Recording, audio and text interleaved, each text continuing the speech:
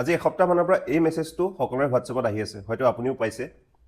এই মেছেজটো মোৰো আহিছিল, পাৰ্চনেল মেছেজতো আহিছিল দুজনমানৰ পৰা, আৰু কেইটামান গ্ৰুপত আহিছিল। মই কথাটো ইমান গুৰুত্ব দিয়া নাছিলোঁ, কিন্তু মোৰ মেছেঞ্জাৰত আজি 3 দিনমানৰ পৰা দুজনমান মানুহে মেছেজ কৰি আছে যে তেওঁলোকে এই পোষ্টটোত ক্লিক কৰিছিলে, এই লিংকটোত, আৰু ক্লিক কৰাৰ পিছত দুদিনমানৰ পৰা তেওঁলোকৰ ফোনত কিছুমান প্ৰব্লেম হ'বলৈ আৰম্ভ কৰিছে। হোৱাটছএপ হেক হৈছে, হোৱাটছএপৰ পৰা আলে তালে মেছেজ গৈছে, মানে কিবা কিবি পইচা বিচাৰি কিবা কিবি এনেকুৱা হ'বলৈ আৰম্ভ কৰিছে। সেইকাৰণে মই ভাবিলোঁ আপোনালোকক কথাটো বুজাই দিওঁ।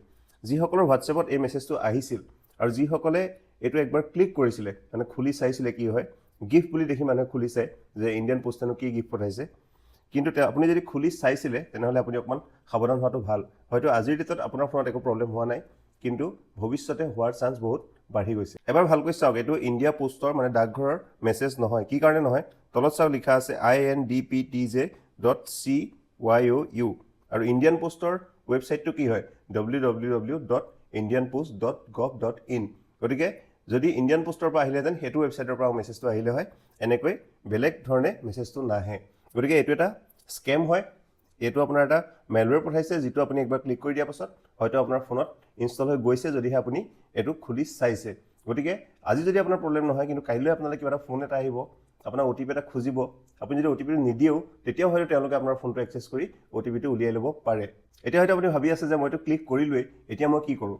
এটাই কাম কৰিব পাৰে, সেইটো হৈছে আপোনাৰ ফোনৰ যিখিনি ইম্পৰ্টেণ্ট বস্তু আছে, ফটো, ভিডিঅ'ছ বা কিবা ফাইলছ আছে, সেইখিনি বেলেগ এটা মোবাইললৈ লৈ লওক বা লেপটপত লৈ লওক, লৈ পেলাই ফোনটো একবাৰ ৰিছেট কৰি দিয়ক। মানে যিটো ফেক্টৰী ছেটিং কৰে যে, ফৰ্মেট কৰা বুলি কয়, ফোনটো একবাৰ ফৰ্মেট কৰি দিয়ক। সেইটো কৰিলে এটা প্ৰিকশ্যন হ'ব যে আপোনাৰ ভৱিষ্যতে কিবা হ'ব লগা থাকিলেও আপুনি তাৰ পৰা বাচি যাব। মই জানো দুদিনমান পিছতে মোলৈ মেছেজ আৰম্ভ কৰিব যে মোৰ ইমান পইচা গ'ল, মোৰ ইমান পইচা স্কেমাৰে লৈ গ'ল। তেতিয়া যদি অকণ খুচৰিলে গম পাম যে তেওঁলোকে এই ইণ্ডিয়ান পোষ্টৰ গিফ্টৰ এই ফাইলটোত, এই লিংকটোত ক্লিক কৰিছিল।